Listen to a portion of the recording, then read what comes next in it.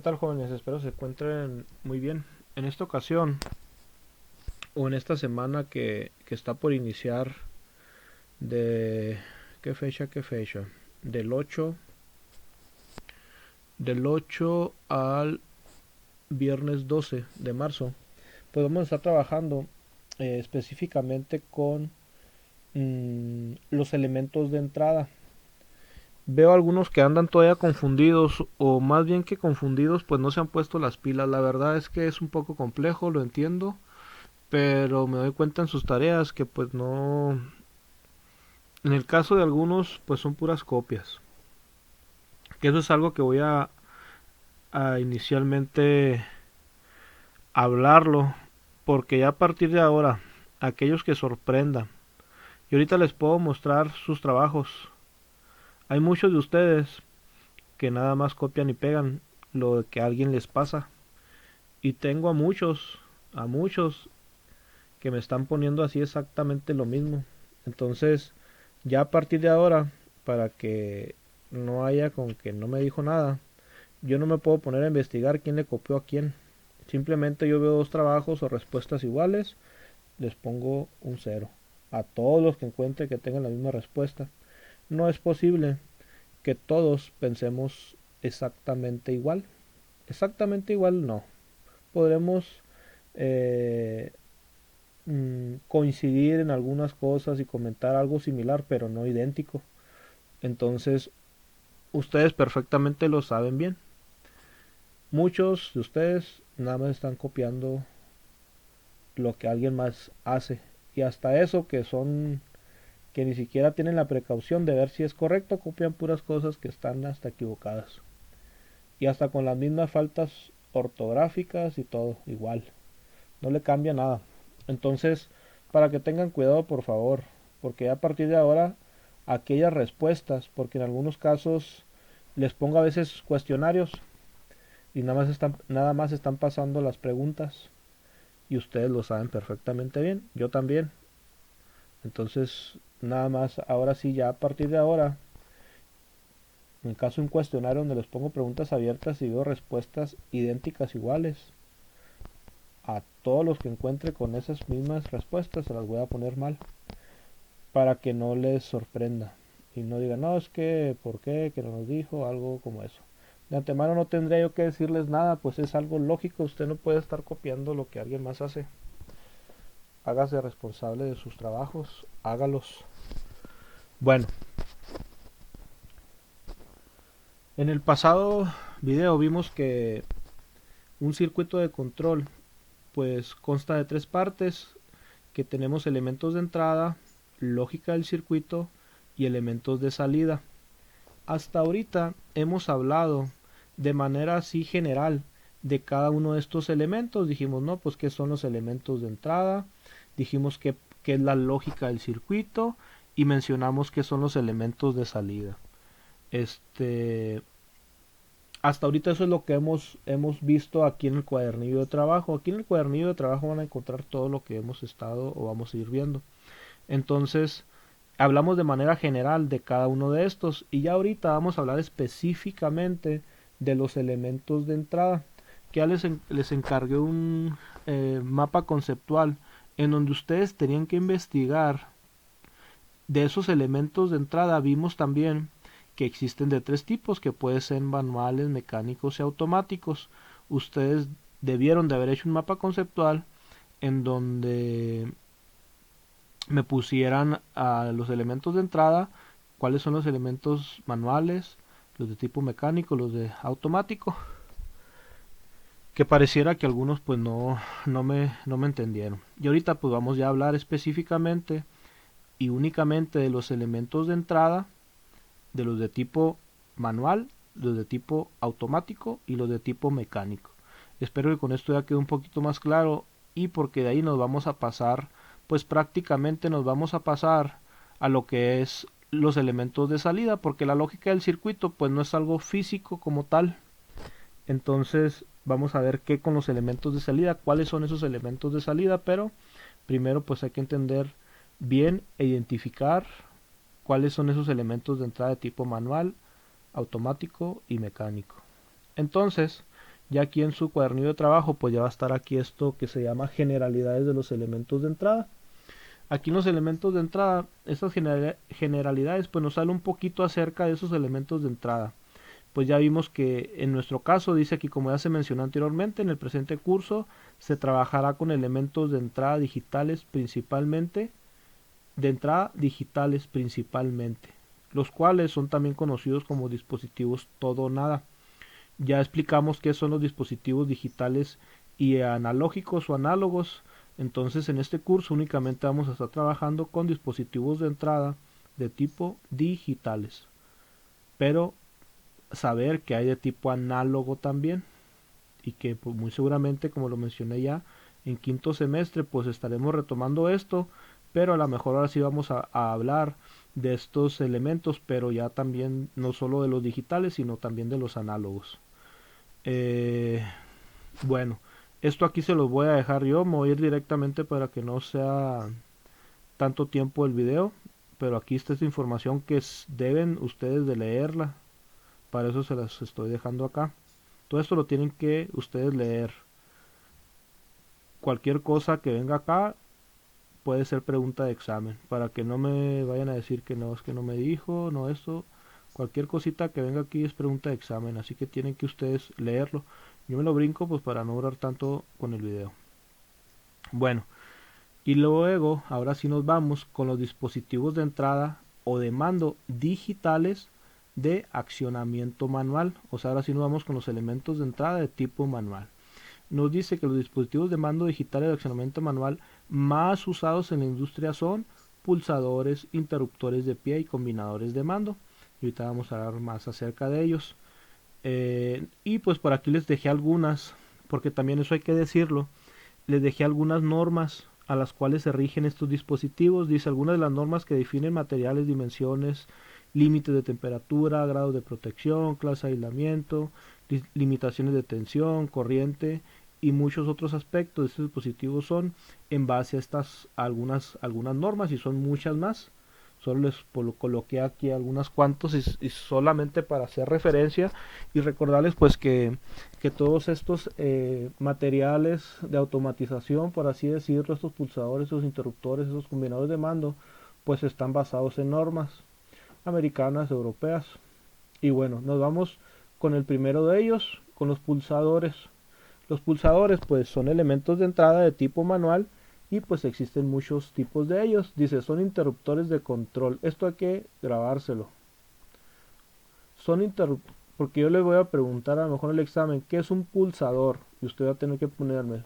Un pulsador son interruptores de control de accionamiento manual de uno o varios contactos, normalmente abiertos o normalmente cerrados. Y nosotros identificamos a eso de normalmente abierto o normalmente cerrado con estas iniciales o estas letras, NA o NC, o sea, normalmente abierto o normalmente cerrado. El NA también lo podemos encontrar como NO, NO o NC, que es lo mismo, de las siglas en inglés, ¿verdad? De normalmente, open o abierto, open de abierto, y pues aquí pasa que en inglés, pues cerrado inicia con la misma letra C, ¿no? De close.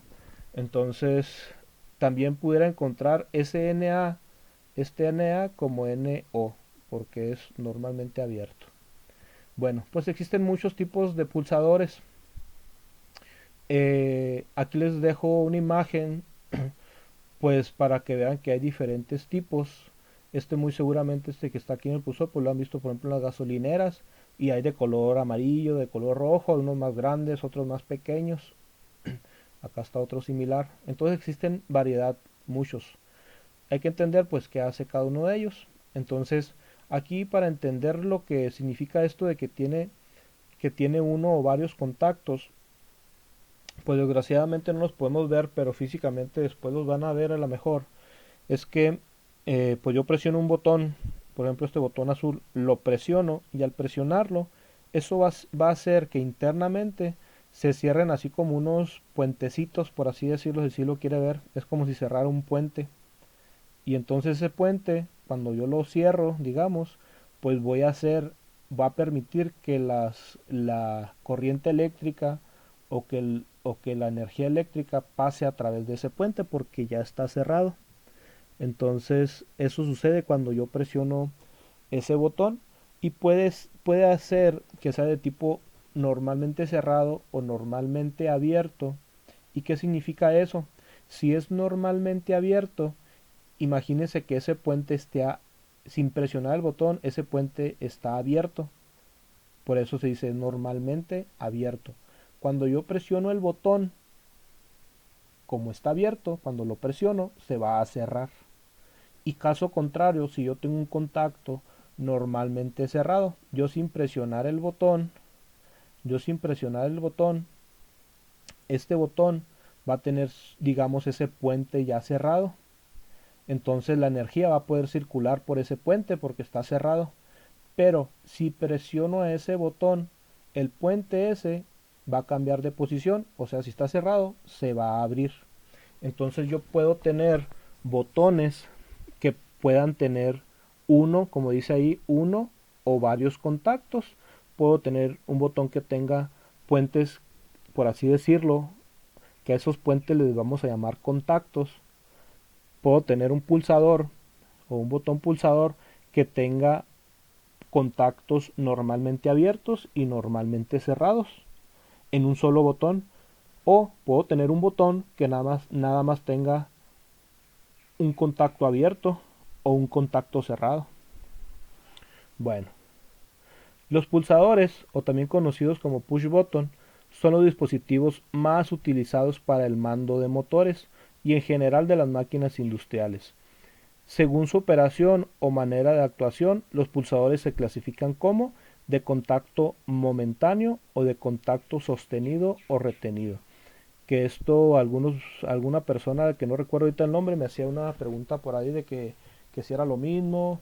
Pues no, ahorita vamos a ver esa diferencia de contacto momentáneo o retenido, que es muy sencilla. Voy a brincar aquí esto, me voy directamente aquí a esta figura 7 que dice pulsador momentáneo.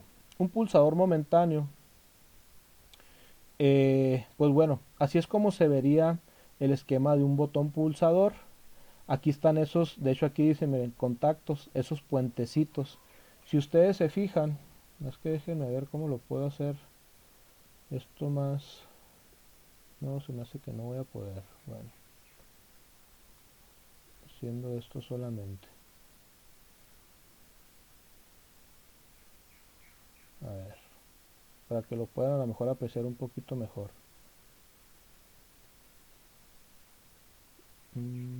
Bueno,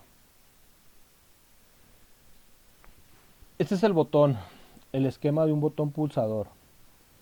Yo puedo tener botones pulsadores momentáneos y ahorita vamos a ver el de contacto retenido.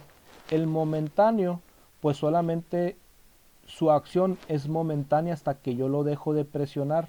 Por ejemplo, aquí donde dice fuerza de accionamiento, yo ahí pues voy a presionar con mi dedo y al presionarlo, si ustedes se fijan, este bastallito va al presionarlo pues va a bajar y si se fijan este de aquí esto de aquí va a hacer que baje también y por lo tanto se va a cerrar. Ese es el puentecito que les decía, o bien realmente como lo conocemos es como un contacto.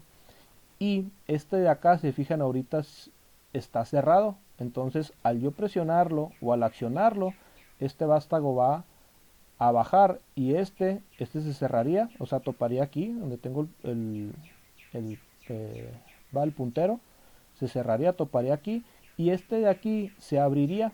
Entonces en la imagen tenemos un botón pulsador que tiene un contacto normalmente cerrado. O sea, ¿por qué normalmente cerrado? Porque yo sin presionarlo, así se encuentra cerrado. Y también tiene un contacto normalmente abierto. Yo sin presionarlo, ahorita sí se encuentra uno abierto y uno cerrado. Cuando presiono ese botón, vuelvo a decirlo, este vástago baja, este se cerraría y este se abriría.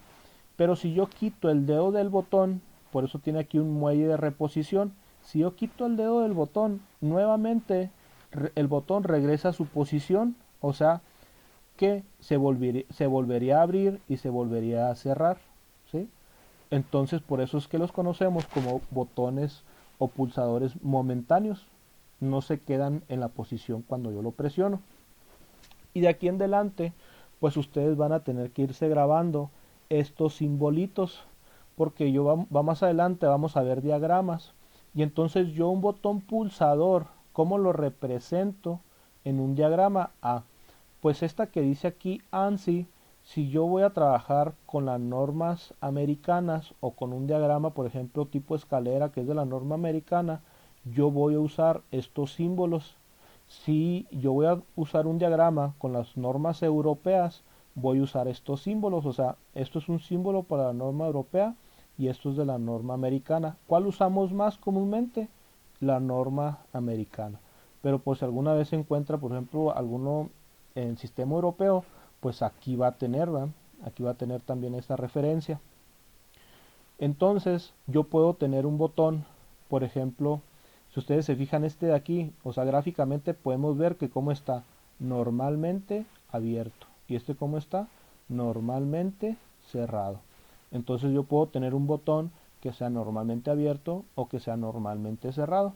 Después vamos a ver, por ejemplo, como este botón, ¿verdad? Este botón tiene un contacto normalmente abierto y uno normalmente cerrado.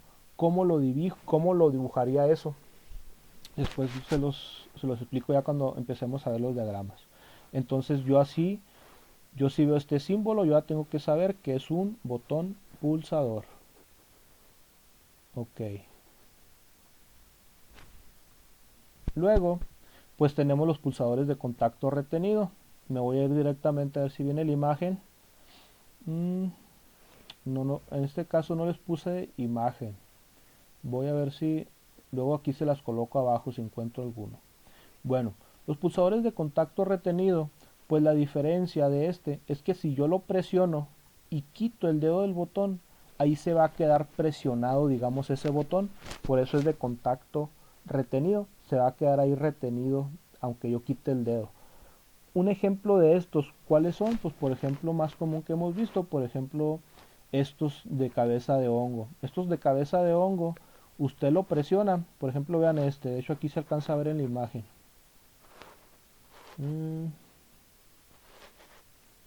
Aquí en la imagen se puede apreciar, si fijan que tiene así como unas flechitas hacia alrededor. ¿Por qué? Porque este es de contacto sostenido. Es un botón pulsador, sí, pero de contacto sostenido y que lo conocemos como cabeza de hongo. Usted este lo presiona aquí en esta parte roja, donde tengo el puntero, lo presiona y quita la mano y ahí se va a quedar presionado. Entonces un pulsador de contacto sostenido. ¿Cómo destrabo, por así decirlo, a ese botón? Por eso me ponen esta flechita. Usted lo va a tener que girar un poquito y se va a destrabar ese botón y se va, digamos, como a botar. Estos pues lo vemos muy comúnmente en las gasolineras, no sé si les ha tocado por ahí verlos. Son de seguridad. Bueno, esa es la diferencia entre uno de contacto momentáneo y uno de contacto sostenido o retenido. Y pues de los de contacto retenido, vuelvo a comentarlos, léanle aquí, tenemos diferentes tipos, por ejemplo, de actuador deprimido, de actuador elevado saliente, de actuador rasante, de accionamiento por palanca o tipo joystick, como los controles, ¿no? De los Play, de los Xbox, de cabeza de hongo, es el que acabo de explicar, de perillo muletilla, de cerradura con llave. Hay algunos que tienen una cerradura para que no cualquiera lo pueda accionar, sino al menos de que traiga la llave.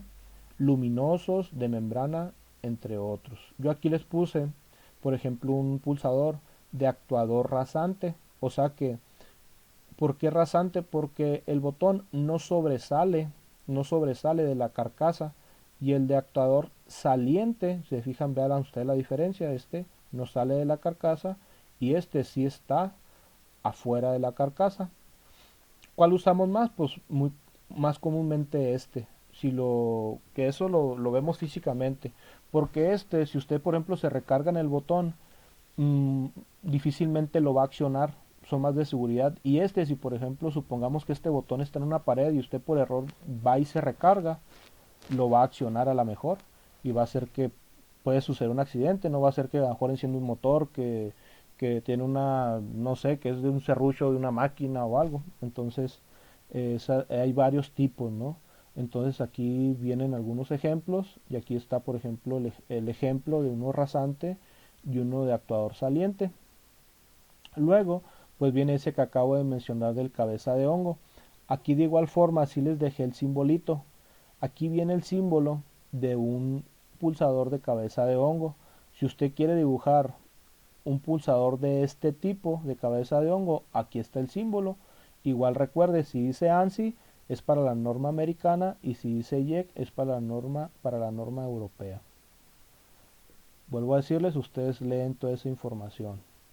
Podemos tener pulsadores que sean de tipo luminoso, también son muy comunes. ¿Por qué? Porque a lo mejor en la noche yo quiero saber si está presionado uno o no, o simplemente verlos a lo lejos, ¿no? Entonces, a lo mejor hay algunos que vienen con una lamparita incluida adentro. Entonces, creo que aquí uno de estos, era el inicio, eh, no se ve. De hecho, estas creo que no son pulsadores, creo estas es una lamparita. No sé si alguno de ellos, no se alcanza a apreciar bien, pero muchas veces, a veces, por ejemplo, este pulsador, a veces es un azul, por ejemplo, pero como medio transparente, y adentro trae una lamparita verde, roja, ¿verdad? Dependiendo del color del botón. Entonces hay veces que traen por ahí una lamparita, o lo conocemos como un pulsador luminoso. Y luego pues viene otro, ¿verdad? El que les decía, pulsador con cerradura de llave. Me ha tocado instalar de este tipo. Por ejemplo, cuando queremos que, supongamos, ¿no? Que yo le voy a dar mantenimiento a una máquina y este, pues le puedo poner un botón de este tipo para que únicamente cuando el operador llegue con la llave pueda presionar el botón y a lo mejor eso va a hacer que encienda una, por ejemplo, ¿no? Como veíamos la otra vez, una banda transportadora. Pero si yo no traigo la llave, este botón no lo voy a poder presionar hasta que llegue con esa llave. Entonces se fijan, o sea, hay muchos tipos diferentes, pero todos tienen la misma función. La función es que va a tener contactos, o sea, por eso les puse este inicialmente. Puedo tener de diferentes tipos, pero todos van a tener contactos. Esa es la finalidad de ese botón, ¿no? Que yo al presionarlo va a tener contactos abiertos o cerrados, porque eso después lo vamos a ver más adelante, que nos va a ayudar a poder hacer que al presionar un botón encienda un motor o se apague o le cambie el sentido de giro. Entonces, esto es lo más importante entender, ¿no? Que tiene contactos. Ya independientemente que si es rasante, que si es sobresaliente o saliente, que si es de cabeza de hongo, que si tiene una lamparita o que si tiene una llave, pues es extra para que usted sepa que hay diferentes tipos. ¿Ok? Lea todo esto, ¿verdad? Para que vea, a lo mejor ahí viene algo de por qué se usan o para qué se usan esos de cerradura de llave. Eh, bueno, aquí igual les dejo unas especificaciones técnicas y de ahí nos pasamos a los dispositivos de mando digitales, pero ahora de operación automática. Vuelvo a mencionarles, digitales, no son análogos. Ya estamos hablando, ya terminamos acá a hablar de los de tipo manual. Los de tipo manual, ahora vamos a hablar de los de tipo automático. De igual forma, como los pulsadores, los dispositivos de mando digitales de operación automática puede tener uno o varios contactos. Ya sabemos que NA es normalmente abiertos o normalmente cerrados, NC. Y en este caso, pues como son de mando digitales, su condición, como dice ahí, de estado o es on o es off, o están encendidos o están apagados, porque estamos hablando de digitales. Estos pues se tienen que aprendérselos. ¿Cuáles son los más usados? Los presostatos, los termostatos, los nivostatos, los interruptores de flujo, los interruptores de velocidad, higrostatos, otros. ¿Verdad? Interruptores de nivel, aquí no veo interruptores de nivel. Y bueno, en este caso les voy a hablar así de manera general. Vuelvo a decir, ustedes leen todos estos, porque aquí vamos a empezar a hablar de los presostatos. ¿Cuáles son los presostatos? Los interruptores de presión. qué hacen estos interruptores de presión y les voy a dar un ejemplo que a lo mejor les ha tocado ver. Hay veces que tenemos en nuestras casas o alguien tiene por ahí un tallercito, le ha tocado ver los compresores, ¿no? Donde tenemos aire a presión para poder inflar las llantas de los carros, ¿no? Por ejemplo. Entonces esos compresores muchas veces, o más bien deben de llevarlos, llevan un interruptor de presión. ¿Para qué? Para que ese compresor, voy a mostrarlo aquí, para que si alguien no lo conoce.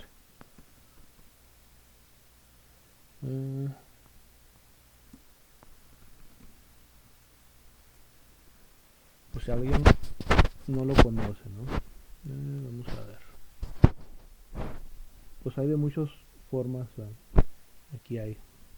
Bueno, por ejemplo, vamos a tomar a esta. A lo mejor aquí va a venir su interruptor de presión. De hecho, aquí está, mire, que dice presostato. Aquí está el presostato.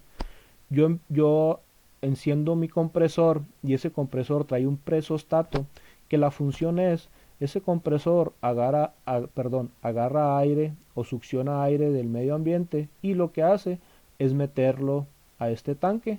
Es como cuando usted se pone a inflar globos, haga de cuenta que usted, bueno, sus pulmones son el compresor, usted empieza a inflar el globo y pues obviamente ingresa aire a ese globo, por eso se infla.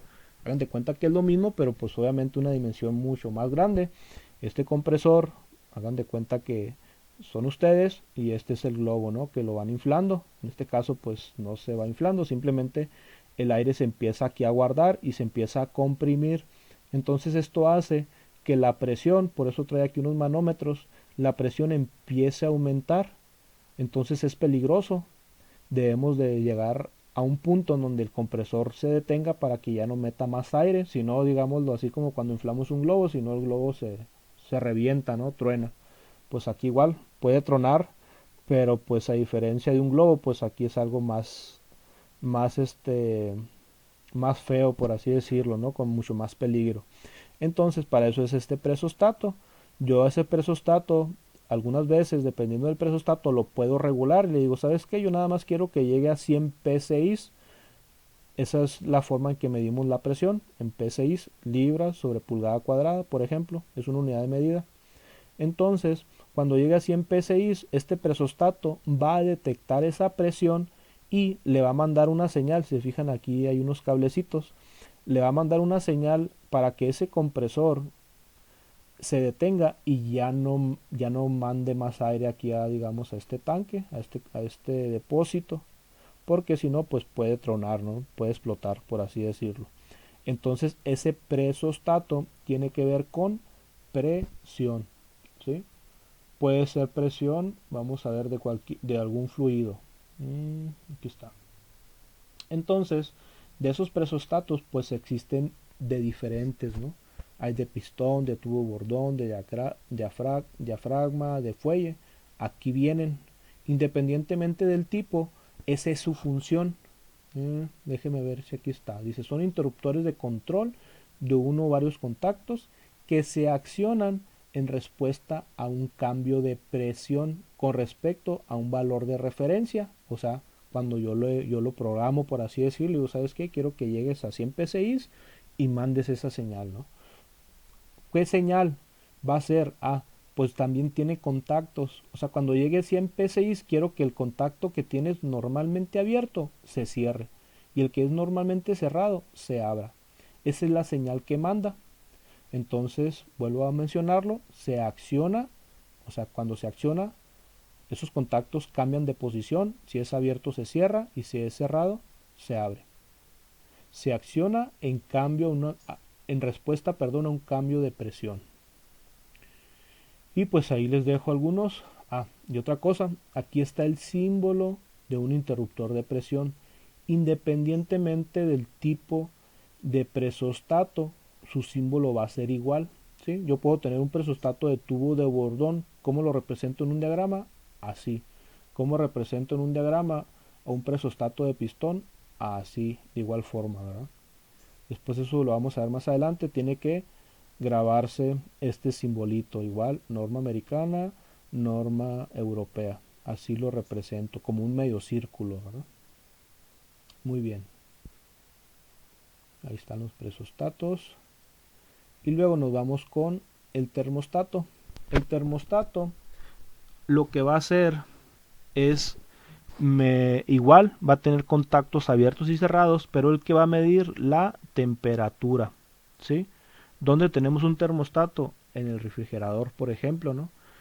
En el refrigerador hay un termostato, el cual pues de manera automática, eso es algo que me pasó acá en el presostato también decir, él trabaja de manera automática, acá en el compresor, yo no le tengo que estar parando y ni nada, haciéndole nada, ¿no? Él solito va, cuando llegue a los 100 psi se va a detener.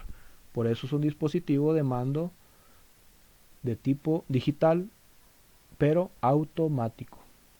Lo mismo pasa con los termostatos, hay de muchos tipos, ahí vienen algunos ejemplos, léanlo, pero los termostatos, perdón, ¿qué van a hacer? Pues está el ejemplo del refrigerador, algo más común para ustedes. ¿O a poco usted a cada cierto tiempo va y desconecta su refri y luego lo vuelve a conectar? Digamos, ¿no? Oye, ya se está congelando la leche, ¿no? Pues desconecta el refri, ¿no? Porque si no se nos va a congelar la leche, un ejemplo. No, pues sabes qué, ya lo desconecté. Sabes que ya está muy caliente, vuélvelo a prender porque si no ahora se va a echar a perder la leche, ¿no? Si es mucha temperatura. La leche debe estar en un promedio de 4 a 6 grados, lo ideal 4 grados centígrados, sino para que dure más, no se conserve más. Entonces, no, pues ya se está calentando ahí en el refrigerador, no, pues vuélvela a conectar. Y así todo el día, se imagina. Entonces, pues para eso usamos ese termostato. El termostato va a estar haciendo esa función que si no tendríamos que hacerla nosotros, ¿verdad? Por eso es de manera automática. Entonces usted tiene el termostato ahí en su refri y a lo mejor no sabe, pero ahí tiene numeritos a veces y usted le pone en el 1, en el 2, a veces vienen hasta el 7, ¿no? Usted le pone en el 2 y a lo mejor dice, no, pues yo sé que en el 2 ahí se pone fresco, o sea, se pone muy bien y a lo mejor no sabemos en cuanto a temperatura, pero si tuviéramos un termómetro, podría decir, no, pues en el 2 llega hasta 4 grados centígrados, ¿no? Y luego ya arranca el compresor de ese refrigerador, escuchamos que se escucha algo, ¿no? Que prende. Pero bueno, entonces este termostato lo que va, igual va a tener contactos abiertos y cerrados y su función pues va a ser ver esa temperatura. Un ejemplo de ellos pues ahí está en el refrigerador, muy muy común. En el, perdón, en el microondas también tenemos. En el microondas son de tipo bimetálico. Si usted desarma su microondas va a ver que hay unos de estos así y así se ven, así físicamente. Luego a veces en clases pues yo se los muestro para que vean que pues sí es verdad. Entonces sí, en su microondas es muy común que traigan también de estos y en algunos otros aparatos que usamos comúnmente, ¿no? Más que pues no sabemos que ahí lo traen.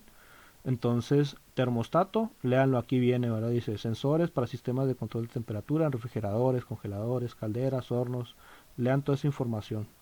Es importante que la lean y la intención del video es pues nada más explicarles un poquito porque a veces leemos pero pues es difícil entenderlo, ¿no? Y bueno, de igual forma aquí está el simbolito, cómo represento a un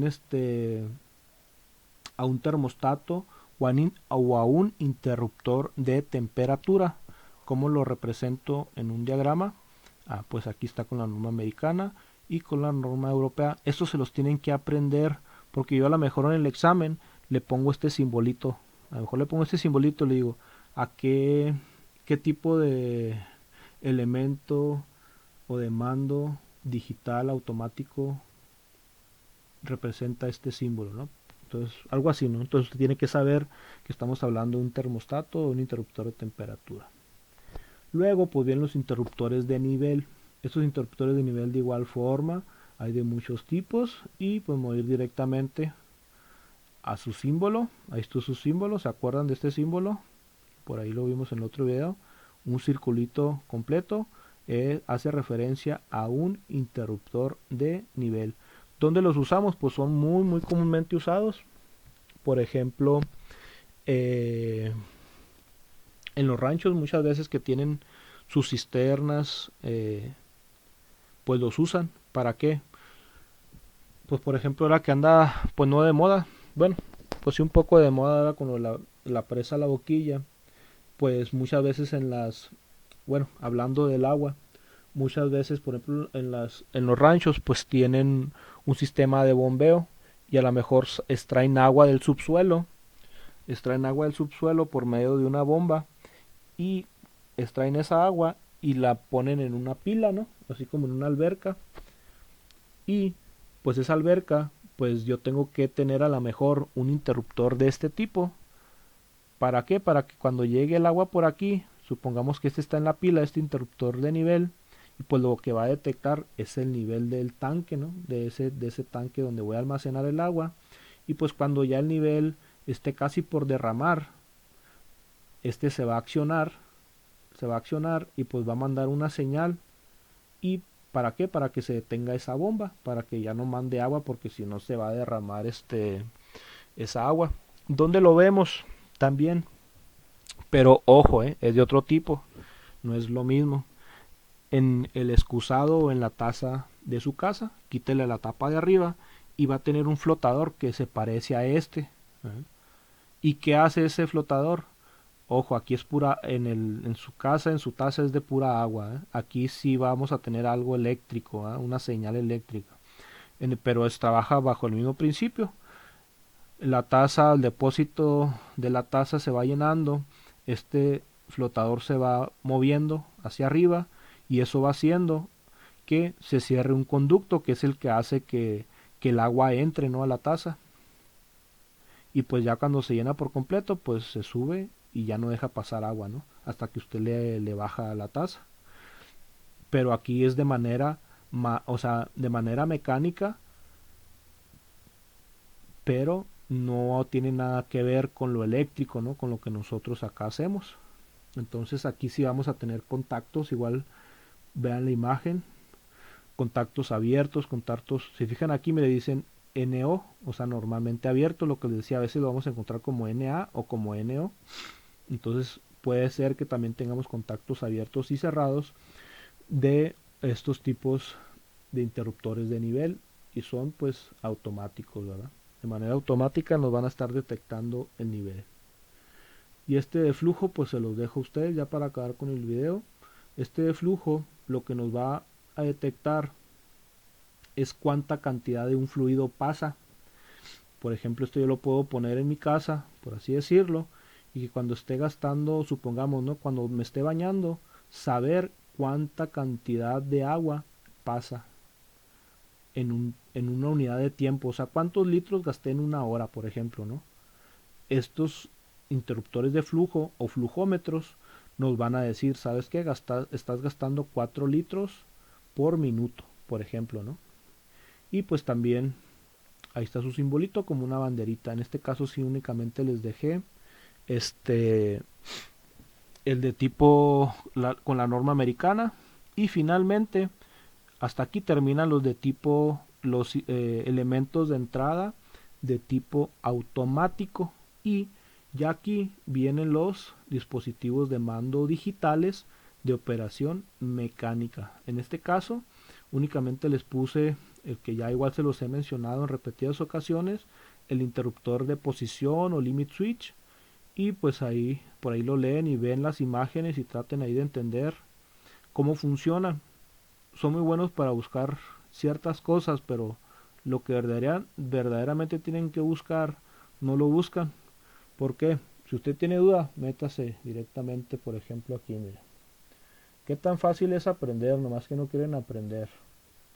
Me voy a YouTube, en su celular, en su computadora, y luego, pues nada más le pongo, más que reacciona, interruptor de posición. Mira, aquí está. Mire, hay muchos videos que le van a explicar cómo funciona esto y lo otro. Si a lo mejor a mí no me entiende, nada más que pues es cuestión de también de usted, ¿verdad?, que se meta. Ahí le van a decir interruptor de edición, finales de carrera. Y luego aquí está padre, por ejemplo, veo porque algunos tienen físicamente uno y lo van a ver por dentro y demás. Entonces, pues no se queden a lo mejor únicamente con lo que yo les digo. Hay mucha de dónde buscar y dónde también encontrar cosas interesantes, ¿no? Entonces no se queden únicamente con esto, sino también, o a lo mejor si hay dudas sobre lo que viene aquí, pues métase a ver un video para que le entienda qué es lo que hace, o a lo mejor le puede poner aquí algo así como aplicación de un interruptor de posición, y va a ver por ejemplo una banda transportadora, o sea, ya en algo real cómo se usa, ¿no? Un interruptor de posición. Entonces tienen toda la facilidad del mundo para realmente aprender. Es cuestión de ustedes. Yo cuando estaban en la posición de ustedes estudiando, pues no había tanta facilidad como ahora ustedes la tienen de meterse a YouTube y buscar muchas cosas.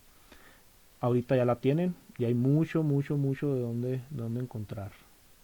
Entonces, ahí les dejo. Hasta ahorita, hasta aquí en el folleto, nos quedamos en los elementos de entrada. Ya vimos los elementos de entrada de tipo manual, de tipo automático y finalmente estos, que es el interruptor de posición, los de tipo mecánico.